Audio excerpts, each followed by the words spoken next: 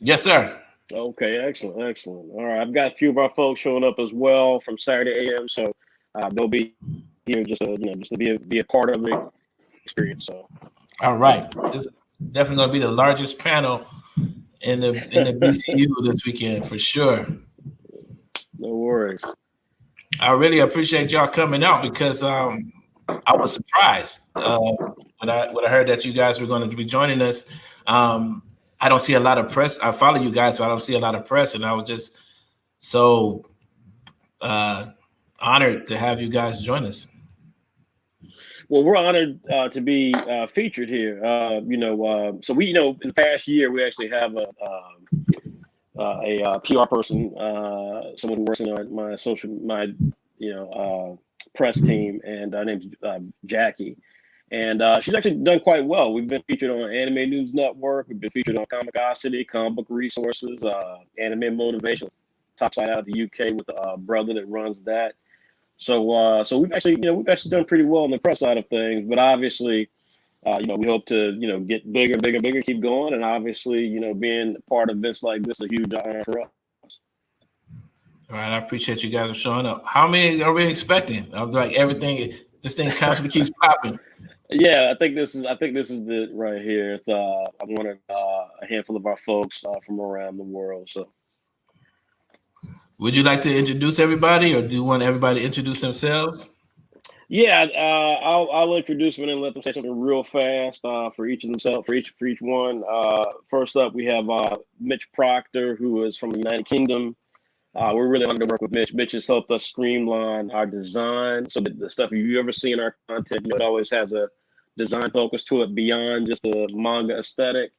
And Mitch has been instrumental in helping that happen. He's also doing a series for us that features an LGBTQ lead, which is an area that we also want to make sure we bring more attention to. And so Mitch is representing the UK. So Mitch, say hey to everybody. Hey, everybody. What a great intro. Wow. Keep going. Mitch's series is called Henshin, by the way. It's an imagine we have called Saturday Brunch. We'll talk about the Saturday stuff here in a moment. Next up, we have J.R. DeBard. He's a young man we actually met in New York for Anime NYC. He reached out to us directly to showcase his work. Amazingly talented young man, New Yorker. He's doing a series called Underground, which stars a really powerful, young, biracial Black man who's out there trying his damnedest to get into the field of MMA, kickboxing, and trying to break through an underground sport of it. He is with a magazine we have called Saturday PM, which speaks to an older demographic. And so J.R. DeBard is here as well. So say hello, J.R. Hey, great to meet you. Nothing more I can say. That's basically covers everything about me. J.R. laughs a lot, everybody. So y'all, he's only stopped by another person we have on this very chat, and you'll get to him, and we'll get to him in a moment. We have Fred Torninger. This beautiful young woman is from Denmark. She's doing a series called Gunhild, which is based on Norse mythology, but it's very, very cool. A lot of readers will love it, whether you're male or female, whether you're young or old. It's really, really gorgeous. Really, really cool series. Fred, say hello, Fred. Hello. Good to be here. Thank you, Fred. Next up, we have my man from Senegal, first brother from Senegal. And I'm so happy with him. He's a visionary, truly. This young man got incredible potential. We've been really hard to work with him. He's doing a series called Oblivion Rouge. And I think a lot of folks are going to be hearing about the series in the next couple of years. We think it's got potential to win awards and all sorts of stuff. But it's a really Afrofuturistic take on young black children and kind of the struggles they face in the sort of futuristic society within Africa. Pop Sule, you want to say hello to everybody? Hey everybody, how's it going? Pop Sule, you need to tell them when I normally ask to speak, when you and I normally talk, Pop Sule, what do I hear going on in the background? I'm usually like in a wood shop, so there's like all these gear. Sounds like you're hearing like a house being made or something like that, or like a boat or something. It's just metal, wood, everything that you can think about is there. So I want everybody at Peep Game to know. I made that boy know today. I was like, don't disrupt Peep Game today. Please don't do them damage to their ears with a bunch of woodchucking going on and steel grinding going on and stuff. It already hurts me. I'm old, but I want to protect your audience. Last but not least, we got Jay Oden. Yeah, no worries. And last but not least, we got Jay Oden. And of course, Jay's been with us not really as long as our founders. We started with a couple of founders, fellow artists. But Jay's, I feel like he's been here forever. He's a good friend, great leader, hard worker. He does a series for us called Hammer, which is super popular. But beyond that, he just dropped, I mean, this is how prolific he is. He just dropped a graphic novel with Oni Press, which you guys, of course, all know Oni Press, called Lemonade Code. So I'm always, happy to have a chance to work with Jay Oden and to have him as part of chats like this. So Jay, hello, Jay. Hey, how's it going, guys? Thanks for having me. I really appreciate it.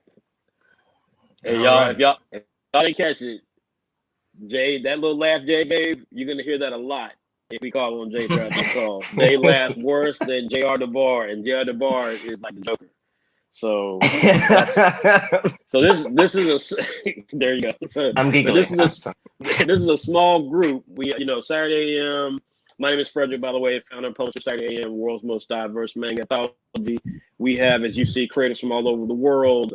We are a Black-owned company, but our view of things is that everybody gets to play. Doesn't matter where you're from, doesn't matter how you come about what you produce, as long as you're producing positive content with a diverse selection of characters, something that unfortunately is not normal in the anime manga world. Then our belief is that you have a home here with us. So I started the company back in 2013. We have just incredible creators. We have partnerships with some of the biggest companies in the world. Celsius, who makes Clip Studio Paint. Sakura, 100-year-old Japanese art supply company, is working with us currently. Got a company out of South Africa. We have so many groups working with us. So we're very honored to have built this brand. And we've been, killing it since 2013. We've got some big announcements coming soon, but that's pretty much what we do. You guys have probably seen some of our works. This is Apple Black by White Manga, Nigerian creator. So you can see here, again, we have a lot of pretty dynamic folks. We even had a line of toys that just got commissioned by a company called Jabberwocky Toys. You can actually get these in Hot Topic. So we got a lot of stuff happening. We're a digital first company. The main way to connect with us is via our app, Saturday of Global Comics. We also have a line of graphic novels. We have a magazine coming soon. We have a ton of stuff coming up. Okay, thanks a lot, man. You know how to intro a panel there. You took out a lot of work off my plate. I appreciate it. So it's very interesting. I'm really happy you guys came through, because as a parent, I'm going to tell you, and I'm sure you hear this a lot, is that, and I teach comics, so I'm in front of a lot of young people a lot. And what's interesting is that most people on this panel are into comic. Most people in this program are into comic books, but most of the kids that I meet and work with around the age 11 and older, they're all into manga. Right. And they all, as all their characters are, inspired by manga. My son, who's 11, he's already saying he's going to be a mangaka when he grows up. And I mess with him. I sometimes I mess with him and say manga, and he gets upset. He's like, "No, Dad, it's manga." So I want to start as a parent. Can you explain? Yeah, Jay thought that was hilarious. Yeah, it's funny. I get a kick out of that. Can you explain for parents? If you could give them a primer as to what manga is and how they can get their children in that are interested involved in the not just the books, but then also into the art form. Yeah, so I think there's a couple of pure parts of that, right? And let me kind of hit those one by one. I think the first part is that Japanese manga is very old. I mean, it's first of all, it's the biggest comic book industry in the world. So we think of American superheroes as being dominant, and they are from a pop culture standpoint.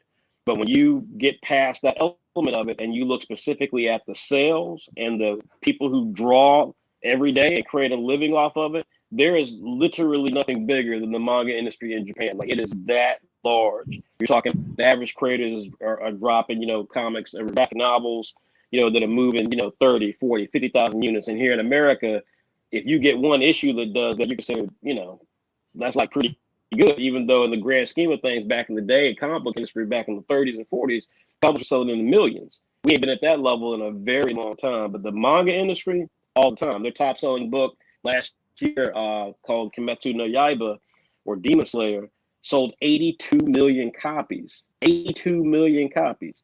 So the manga industry, if your son or your daughter, if y'all watching this and you have a son or daughter who wants to be in the manga industry, understand from a business standpoint, you want them to be in the manga industry. You rather them be doing that than drawing Happy the Clown, because that's where the money is right now. That's where the money is now. In America, it's not the same thing, of course, because what we're doing is we are a territory that sells manga. So therefore, the manga that we introduce to the market traditionally are just translated versions of the Japanese manga. Therefore, not all the manga comes to America. Not all the manga obviously has sales that the Japanese versions do. And from that standpoint as well, because the Japanese market is so large, not all the manga is built for people that look like us. So a lot of the content features characters that are Asian. My whole thing, the reason I started my company, was that these characters, a lot of times, were white adjacent, meaning that they looked white for all intents and purposes, but they had Japanese names. And, from an intersectionality standpoint, that's great. But the reality is that someone, by the way, who's actually been to Japan, was a student in Japan, I can tell you that, like, you're going to see Black people walking around Japan. Like, this idea that Black people do not exist in Japan is ridiculous. And so for 20, 30 years, all we've ever heard is that, oh, the Japanese, they don't know anything about Black people. So they don't put Black people in manga. And if they do, it's usually, kind of a really negative, stereotypical look to it. Well, I reject that, because again, I've been there, so I know that's not true. And by the way, I'm old. I shave my beard, so I have been there in the 80s. So let's get it real for a second. They've had Black culture for a long time. Japan is not Afghanistan. They know who Michael Jordan is. They knew who Michael Jackson was. They've long embraced Black culture. So this idea that Black culture does not exist in Japanese manga for any reason other than the fact that they just prefer the aesthetic of the white sort of look and feel is ridiculous. That's never been true. Black culture has always been a part of Japanese culture. It's just that it's never been celebrated. So I started my company to make sure that we change that, and not just for Black culture, but our Latino brothers and sisters, other Asian groups who don't get play in manga. If you Indian, you're never going to be featured in the anime manga. So we've created a company to change that entire direction, because we do see, to your point, the sales successes of manga. We see the cultural impact of manga. A lot of young people around the world, not just your son, young people around the world, they see anime a lot and they want to draw in that art style. What does it teach them if what they see never looks like them? What does that say to them? What mentality does that give them? I've seen it as a 47-year-old man. When I started this company, when I started the company, I'm 47 now. But when I started the company, I used to have arguments all the time with Black creators about, why are you drawing non-Black characters? Like, you've got this gorgeous skill. Why can't you draw Black characters or Latino characters or Indian characters and so on and so forth? And I got told that, well, it would seem forced if I did that. No, when the Japanese put white folk in their stuff, that's forced, because there's fewer white people in Japan as any other group. So the idea that somehow white people get to be in manga, like Full Metal Alchemist and so on and so forth, the fact that is considered normal, but having a Black person in manga, by the way, when you've got two of the biggest celebrities in Japan are half Black, Naomi Osaka, world of tennis, just beat Serena Williams, Rui Hachimura, who just had a career night with the Washington Wizards. When you've got Black folk who are representing Japanese culture and they can't even get played, then we need to call the elephant in the room and say, no, this is a cultural thing that has been perpetuated. We need to put a stop to that. And the way we do that, if the Japanese aren't going to do it, is that we introduce content. we showcase, like on this panel, the beautiful diversity that the world has, and we say, you know what, anybody can be a manga hero. And if you're a young person and you want to create manga, it's going to be very difficult if you can't be proud to create manga that looks like you. And so that's what we're here to change, and that's why we started what we did. So I hope that's a lot of pieces, but I hope I answered that for you. Oh no, that was perfect. I want to go around the room here because it seems like everybody in the room is very entertained by your diatribe. I would call it a diatribe, but yeah, I know what you mean. Yeah. I want to start with Jay because I actually follow you on TikTok, and I like your short lessons that you put on there, and it's definitely very accessible. And I wanted to ask, speaking about kids and how they would even go about starting in this, not just in this art form, in this culture, like what advice do you give to young people as far as getting started? It's basically, I would say, it's just a matter of, kind of like copying what you see. That's kind of what I did at first. And then, eventually more ideas will come to you and you can just draw from your own imagination. So yeah, just constantly drawing and, trying new things. And thanks for following me on TikTok. I appreciate that. That's awesome. No, people as a learning tool, I've noticed that TikTok is extremely accessible, and a lot of young people are on that platform. So I really appreciate that idea. And then what I'm noticing is that once creatives start to share their process, you start to realize it's like, oh, I had the same process for, drawing black hair too. Or it's like, oh, I have a different, it's like, oh, I'll try that out. Or it's like, my process is a little different. Oh, I never, thought to, start that way. You never think to like say, I need a tutorial on making waves. You never think about that until you started, create characters that have these hair textures or have these styles. Like even one of your very popular posts was about the basically thick women having to draw. Was that your post? Yeah, it was sort of like I did a video where I was saying I did a video where basically I was saying, hey, this is how you can draw a body type, these different body types for women or men or whatever. And when I drew one for a thick woman, I messed up because I was doing it really quickly, and a lot of people will give me backlash. So I had to, kind of do another one to, reinvent what I was trying to say. And I don't know, it worked out. But I've been trying to make a lot of easy tutorials so that way everybody, no matter what age, group, they can look at it and instantly know exactly what I'm trying to say and follow it. So yeah. All right, yeah, I really appreciate that. Let me say real quickly that we actually are coming out with a book. We're in the final throes right now of negotiations, but we've been approached by a company to publish a book, How to Draw Diverse Manga.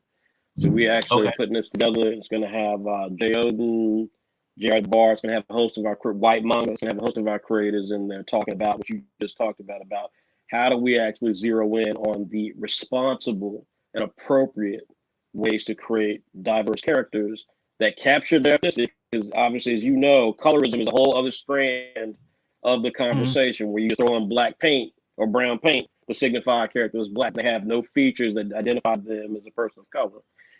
We're going to be getting into all of that with the book, so we're really honored about that. Oh, that's awesome. So, Pop, so what is it like as far as introducing this culture or introducing these stories on the African continent? Because I've been thinking about a lot. I mainly work here in the States, but I'm always saying that the future for even Black creators here is actually on the African continent, that the audience there is far broader and more hungry for a lot of this original content. They are even here in the States, because you run into, as a creator here in the States, you run into, most fans are into the typical Batman and Robin storylines, where it's places, there are places on the African continent like Nigeria and Kenya that are looking for original, content from other diverse communities. Have you experienced any of that, like as far as your community? Yeah, and I was actually really lucky to take part in organizing like one of the first manga cons in Senegal, which happened like I think a year and a half ago, and just the turnout was incredible. Like we even had people who skated, people who were tricking, people, just all different types of people and different backgrounds of like what they're interested in, but they like all come together to be like, we love manga, and it's just like really great to know that there's a community for it, and that like you said, people are really, really hungry for it. They're looking for all these characters, and it's just a matter of accessibility. And I think that's like the biggest issue with a lot of like, like with Africa in general as a continent, or even just specific countries like Nigeria or Senegal or francophone or anglophone countries, is that it's a matter of like trying to get the stuff there. And I think that with like this day and age with like TikTok and like Twitter and even Saturday AM, there is a possibility for that to exist. And that's like, and I'm happy to be a part of that, so yeah, it's really great. Yeah, I've been speaking to that a lot as far as here, even not just here in the States, but the whole accessibility issue. And Fred, I can tell you now, I really appreciate how forward thinking you've been as far as, creating an app around what you guys have been doing. And I know what's interesting, I see that you guys are following the platform that's set up by traditional manga, as far as them getting into digital creative platforms and stuff like that. But I think you're setting the stage for other independent creators to actually take a look at what you guys are doing and sort of emulate that. Absolutely. Like I see. Absolutely. Yeah, I mean, no, first of all, absolutely. I mean, brother, that in our community, so frequently, we get pitted against each other. And that's something that, I'm trying my damnedest to try to make sure we kind of get out of that mindset. We've seen it in hip hop, we've seen it in fashion. I came from the video game industry. It was not quite there because there were too few of us there. But still, it's like we all, anytime we have a chance to blow up, we see it. And so I think that the challenge is always, how do we create the pipeline and get the door open and get all the various pieces that work so that when folks come through, they actually have all the things they need to build it, right? Because at some point it's going to come down to talent and all the things that we know. But first and foremost, it's about the resources, because that's the biggest issue. That's what always affects us, is the resources.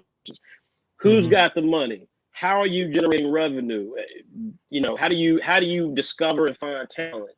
How do you, be able to position to protect those things? So these are all the things that, over the 8 years, when we started this, there were no groups talking about diverse manga and then pulling it off. And so when we started doing this, that's been the challenge, is how do we actually build a business out of this?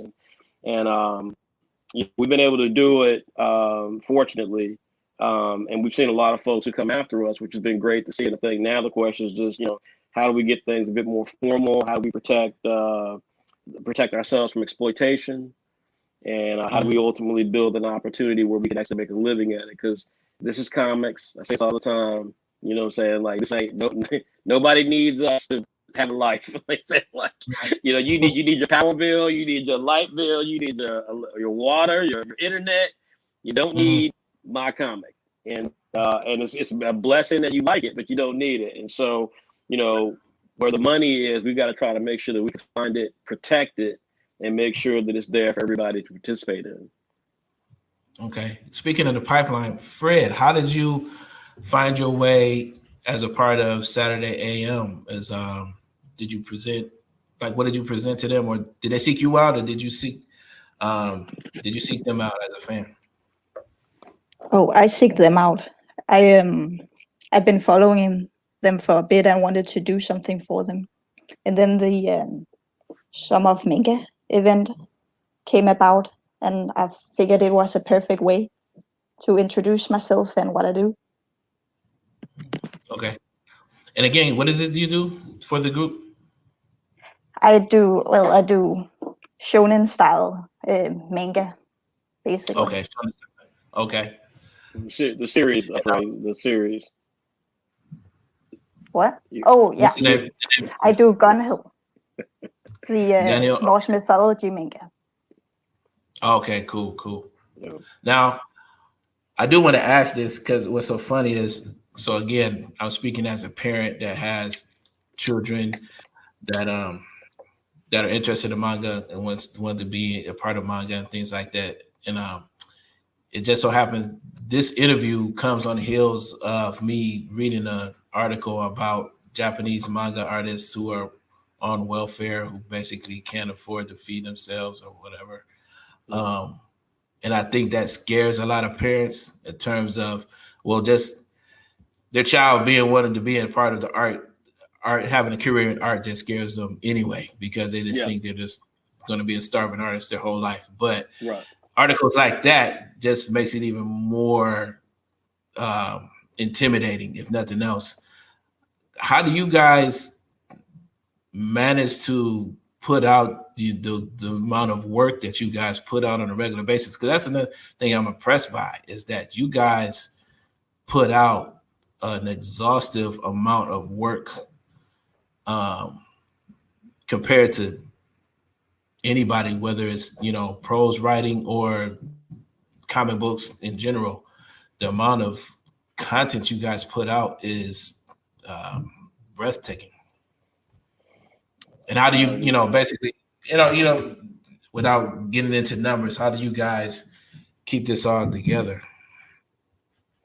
Does anyone want to answer that first, or I'm happy to chime in. Does anyone want to take a stab at it? Mitch, you want to take a stab at it? I can try. I think I would probably go to Jay after as well, because Jay's just the amount of output that he produces is unreal. But I think, you kind of touched on it earlier. I think a lot of people, you don't necessarily make comics for money, you do it for love. And I think one of the things that is quite unique about manga in particular, or manga style comics, is that you have to do everything. Well, you don't necessarily have to do everything, but generally when you're starting out, you do. In the West, most comics are, full color. So you have a penciler, you have an ink, you have an inker, you have letterers, you have a lot of different separate roles that come together to make the book, right? Generally with manga, it's all one person. Even for professionals, eventually they'll get assistants, but manga artists will usually pay for their assistants out of their own pocket. So it's either you don't sleep, which is quite famously the case, or you get some kind of licensing deal which affords you to get royalties, and then you use that to pay for assistants so you can sleep. And even then, a lot of professional manga artists still don't. Oda, the creator of One Piece, famously, sleeps about 4 hours a night on a good day, and he takes every 4th week off, I think now. Yeah, no. You got. I think you got to love the medium. But is that healthy? Probably not. I don't know. But personally, it's carving out what time you can to do something that you're passionate about, and hopefully the response is positive, and that makes it all worth it. But I don't know. Does anyone else want to kind of speak on that? Let Jay, someone who's worked for a major American comic book publisher. Go ahead, Jay. Yeah. So I totally agree with you, Mitch. You gotta love it. It's definitely. I know I've seen success stories, and obviously, there's people like Akira Toriyama, and actually there are people too, they've made money drawing comics. So it's possible to do. It's just you gotta get to a point where there's so many people looking at you, and the only way to do that is to stick with it. And if you stick with it, that means that you love it. a lot. And, you know, if you love it so much that you can, you know, try to improve on yourself and, you know, try to, you know, make your art look better or your story better, like that's generally what I do. And also to Mitch's point, you know, sleeping 4 hours a night, it's not healthy. I can tell you firsthand. Like, I mean, you know, it's just something that happens. But I mean, you know, it's, you know, if you love it so much, then sometimes you don't even realize, you know, and every now and then your body will just say, hey, you know, pass out and go to sleep, and then, you know, 13 hours later you'll wake up, and then you're just like, oh, okay, cool. So And then just I carry mean, on. yeah, it's literally it's love, you know, to draw comics. So yeah. So let me oh, go ahead. Sorry. No, just my son is already on that schedule. Believe it or not, he just stays up all night drawing, and then he sleeps during the day on the weekends. And he hates school because pretty much it's taken away from his drawing time. So he's already conditioning his body to take this brutal schedule. He's a future manga artist, man. It sounds like. Yeah. He's training his body right as we speak. Well, that's you know, Japan, man. Let me just add 2 quick points. In Japan, manga creators, like, to be a manga creator, the way kids want to be manga creators in Japan is very similar to kids want to be a basketball player, a football player, a rapper here in the States. Like, it is literally that. It is like it's a cultural thing. It's a young person thing. They train for it. The way we have basketball camps here. They have a Hop Step Award in Japan. They have a whole program situated around young people in high school being able to actually get noticed and get ranked, and get positioned as a future comic creator. So it's a different animal. And I think that one of the things we try to do at Saturday AM, as you heard Fred earlier mention, we have a program called Summer of Manga. It happens every year. And it's a chance for creators to actually pitch us their comic. And it gets reviewed. If we like it, they have to then talk to a group of our editors. If they like it, they then have to, you know, position it towards, they get assigned a creator, maybe we can help them talk about ways you lay out a page and so forth. And then they get a deadline. And we then, you know, they get a chance to get published, and we see what happens with it. But to the point about the money, I do want call attention to one thing, because it's what I said a few minutes ago. I do think one thing that as parents, we have to be very conscious of is that, again, we have to make sure that our young people, I don't care if you're black, white, Indian, whatever, but if you're American, we got to start having an honest conversation with the fact that, look, being a creator in entertainment is like being Will Smith or being LeBron James. You ain't talking about, there's a difference between the guy who's good at basketball, who can dribble in their neighborhood, who can shoot shots in their neighborhood, who beats everybody in their neighborhood, who then is actually really good in their local elementary, and then good in their local junior high, and then gets a college scholarship, and then gets chosen to be an NBA, and then gets to be LeBron James. There are layers. So when we talk about making a living at it, you can make a living at comic books. It ain't going to be easy. And to then actually have the success that Mitch and Jane and the rest of them were talking about, to get to LeBron James, the Achiro Oda, the Masashi Kishimoto, the creator of Naruto, that brother did not have his wedding honeymoon until 15 years after he got married.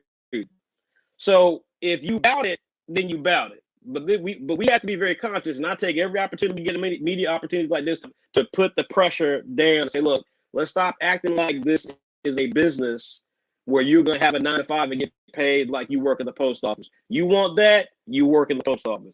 This is a winner-take-all business. You get in this, you may have a comic book that sucks, that for some reason becomes the next Simpsons. That's the business. That's how it works. But the idea that you're going to get into it, I'm going to have the next Naruto. I see this so many times, and it always breaks me. I have to tell people, that's not how this industry works. It's a luck of the draw. It's talent. It's a combination of timing. If it works, it's going to really work. If it doesn't work, you may have a second job to pay your bills. You do it for the love. You don't do it for the money. Like on that, JR, so what did you present to them that wowed them so much for them to bring you on? That's funny because my first story did not wow. Okay. Yeah, no. But after Anime NYC, we kept talking. And what I presented to them later was Underground, this series. It's a biracial main character who uses who fights in underground fight scenes with Taekwondo. Okay. So basically, what I did was, after I presented my first story, was I refined it to encapsulate more of like who I am as a person into my creation, because I myself practice martial arts and I myself am biracial. My main character is half Black, half Korean, and I've learned a lot about Korean culture just practicing things like Taekwondo and Hapkido. So when I presented that story later, you know, it was a bit more of a wow. Okay. So each of you all handle your story and art when you're putting together your manga? Yes. Okay. And then we have editors to go over it. Okay, cool. So like, what's your typical workload? How long does it typically take you guys to put out a finished story?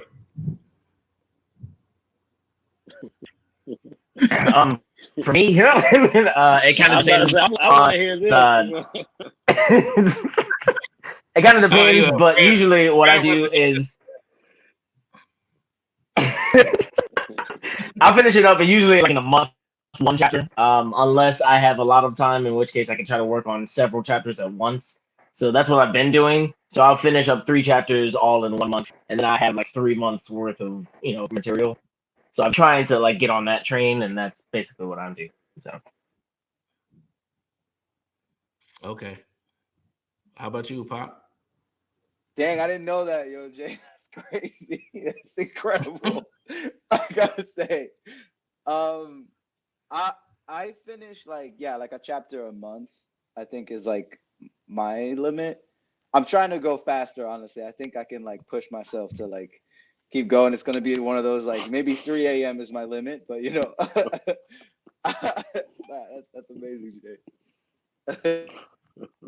So 1 chapter a month. Did that say for you? Is that the recurring theme? Fred, anybody? Yeah, a month for me sounds about right. Probably same. Like if we're talking actual working time, because for me it's kind of probably like if I did it all at once, it probably would be about a month, but it's probably spread over 2. Yeah. Mm-hmm. And I want to say I'm closer to Mitch in that regard. I sometimes around 2 months. It depends on my workload. Yeah, and the number of pages. I think that's the other one that you kind of that obviously makes a huge difference. If you're talking, What's the average number of pages pages. you guys? 14 pages per chapter? I don't. Yeah, I mean, it depends on what they. We let me put it this way: we mandate about around 7-14, depending on the frequency of the magazine they're in. We have 3 magazines, so depending on the magazine frequency, if it's monthly, we say, hey, at least give us 7 pages, which is what's done in the UK in an anthology called 2000 AD. They do about 7-page stories per. Okay. They come out every week, but still, they come out frequently. But for Saturday PM and Saturday Brunch, which are quarterly magazines, we look for at least 14, somewhere around there. But the folks here can speak on for themselves. I don't know. I have a question here. I'll pull it up. It says here, what do you all recommend for young aspiring manga artists to do in order to enter the industry? For instance, structured art classes. Are there any organizations that nurture Japanese artists that are accessible in the US? So all of these, there are things for all of these. The first thing I would say in terms of aspiring young manga artists to the industry is to get your work out there by having an online portfolio. That's just level one. Frequently people reach us. I mean, we get notes 6-7 times a day, every day, like, hey man, how do I join y'all, and so forth. And it never fails. We click on their profile and there's nothing there. You know what I'm saying? There's nothing there. Like, hey, it's like memes and gifts. It's like, no man, like, please give us your have a portfolio that we can see. In terms of programs, because the last question was kind of, I couldn't quite tell the last question what was, because it talked about Japanese manga. If they're asking, can the average non-Japanese person get into Japanese manga? The answer is, for now, as it has been for what, 70 years, 60 years, since the industry got started in Japan? No, right? I mean, it's like that. I mean, like, it's the most extreme case that you get in there. One, that you like if you live in Japan. Two, you need to speak Japanese. So again, when we started Saturday AM, that was the entire point, was that there's a lot of people who love manga style, like your son, who love manga style content. They want to create manga style content. They're never going to speak Japanese. They're never going to move to Japan. Japan does not make it easy, by the way, to move to Japan and work and so on and so forth. So it's so like, if that's the question, is, hey, well, how do I get published in Japan? Your guess is as good as mine, and I've been doing this for a very long time. I don't see how you do it. They just have proven to be. I think it's also important to say that again, the diversity piece is a big one, right? Like, to do what, right? Like, if you're not Japanese and you're not part of the culture, most of their manga features Japanese characters. So what are you gonna do, right? Like, if they're not shown a propensity to want to publish content about a Black character or a Latino character, if that's your truth, it's hard to make that happen. So again, have a portfolio, an online, publicly viewable portfolio. Number two is, if you need, there are art books, as Jay mentioned before, as you mentioned, Money, we've got tons of platforms where you can go and discover how to create manga content. White Manga's got a popular YouTube channel. Jay has a lot of popular videos across TikTok and YouTube and Instagram. We have our Hollywood manga book coming out. We do art contests, which are sponsored by major art companies. We've had something like this March Art Madness, which happens next month. It's our biggest event of the year. Last year, we gave away a professional art contract. Artists got paid, possibly their first time, working for a toy company. This year, it's going to be with a video game company. So there are opportunities out there. I would say, again, if you really want to, if you're not Japanese and you want to have the best bet, at the very least, getting yourself out there, seeing what's all out there. And I say this with all due respect, please follow us, check out our app. We're constantly sharing information. And we obviously have a number of it we do on our own. No, I'm definitely going to follow up on that. It's the Summer of Manga. Summer of Manga, yeah. Yeah. And we'll start. Just going to follow up on it. Yeah, we'll start taking submissions. Start taking submissions for that in April, just as an FYI. Okay, cool, great. And also, I wanted to ask, is sort of like, because manga is so connected to the Japanese culture specifically, as far as you being you all being a diverse company and diverse artists, do you all ever suffer from, what they call imposter syndrome? Like, you are,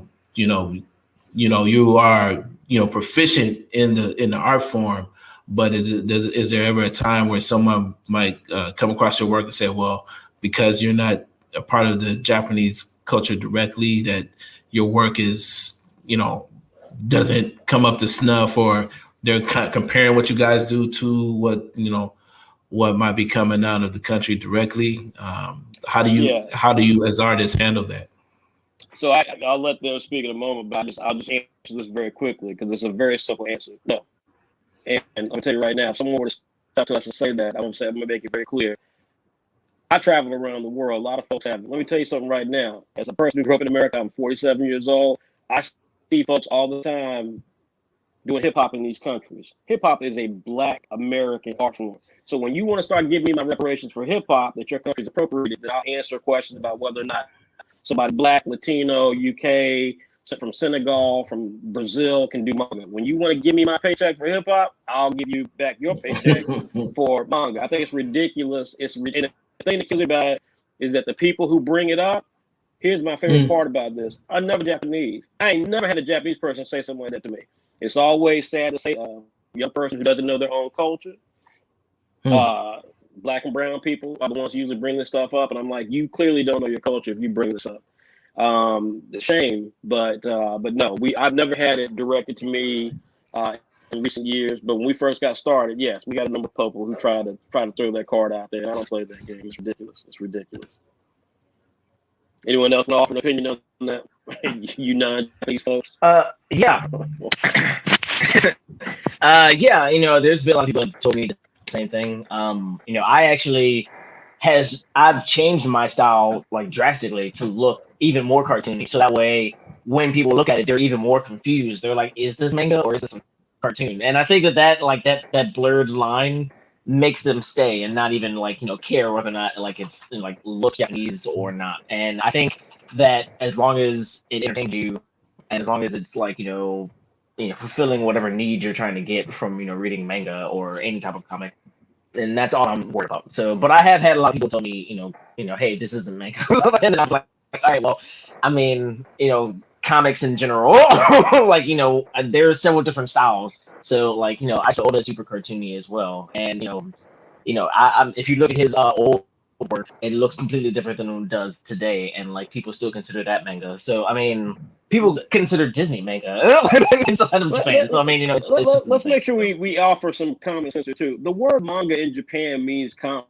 I mean, that's just it means comics. The word anime means animation.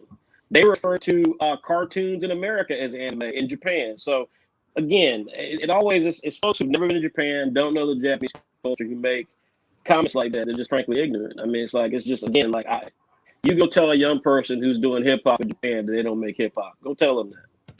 They're not. They're gonna dust you off their shoulder in a heartbeat. Yeah, I hear you. I do have a quick question for Pop. Actually, a question came through. Do your academic achievements directly impact and inspire your work, or did your work inspire you to pursue art education?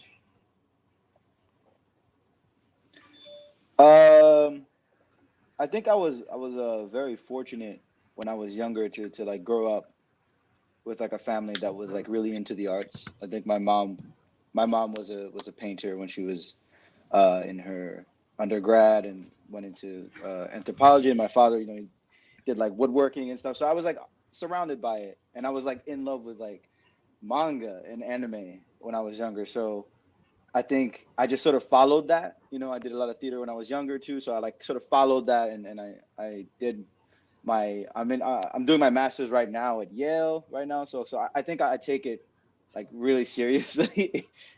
I take and I love it, and so like yeah, I'll push myself in the way like the work, what the work needs. I'm going to sort of act on that, and I think that's what's really important when you're a creator in general, and no matter what the medium that you're doing, is that you need to sort of act on in behalf of that work, and also in behalf of sustaining yourself. You know what I mean? Like, so yeah, and I think that the whole sort of trope of like the starving artist, I think it's really a wide range. I think there's massive amounts of artists in the world. There's different kinds of artists. It's so open that I think that you can live a life as an artist and not be starving, and not be like LeBron James or I don't know, like huge guys. So it really depends on what you yourself are willing to put in, Right. For sure. We're almost running out of time here. Does anybody else have anything they want to add? Any tips? Any things that inspired? What's inspiring you all? What's inspiring your work now? Jay was saying like he's changed up his style to be a little bit more cartoony. What are you guys? What are some things you guys are trying out artistically with your stories?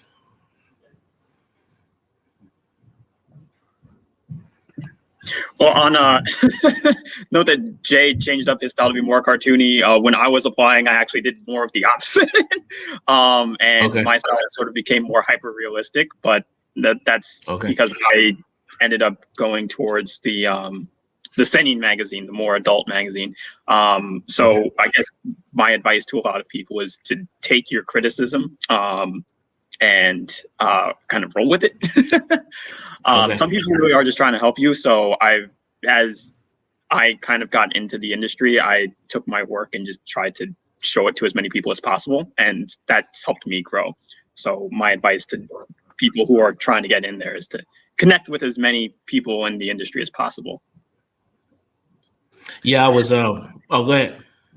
Well, I was just going to piggyback off that and say I did a very similar thing when I mean, you can look back in my first chapter of Henshin in Brunch, and that was also quite cartoony compared to the style now, and I kind of adapted my style based on the magazine and the kind of other content in there, with Brunch being more josei and LGBTQ focused. So my style has done a very similar thing. But I would say another tip is use whatever resources you have available to you, which sounds obvious. But I'm using, I do all my art digitally and I use Clip Studio Paint. And Clip Studio Paint is really, really good for like 3D models and perspective grids and stuff. Like perspective grids it just doesn't make sense to me. But using Clip Studio Paint, it kind of it takes all the math out of it and it will give you guides. So as no matter where you draw, it will always be true to that perspective. Right. Which, I mean, you know, for like drawing buildings and rooms and stuff, it's incredible. And so I would say use whatever you have to make your life easier as an artist. I think there's this kind of perception of like, no, you've got to do everything by eye. You can't use reference. It's got to be totally off the dome. And it's like, nah, like, especially that's in comics. One of the big, in Clip Studio Paint. I just so recently started using Clip Studio Paint.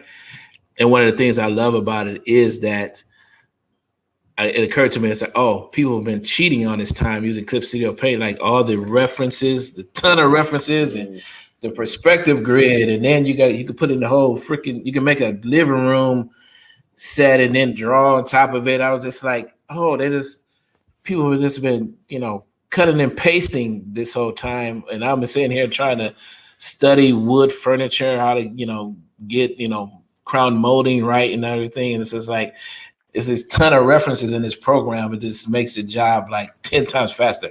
And especially if your panel is going to be this big and someone's going to look at it. Right. Why spend 6 hours on it? It's like, right. It's like, I don't know.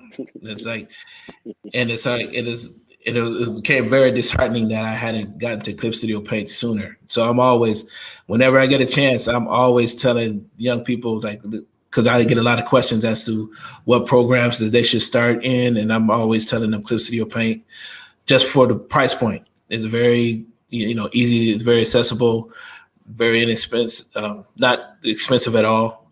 And it's a great tool to start, especially because it's such a professional tool that you can still use it, as long as you have a career in, illustration or in art.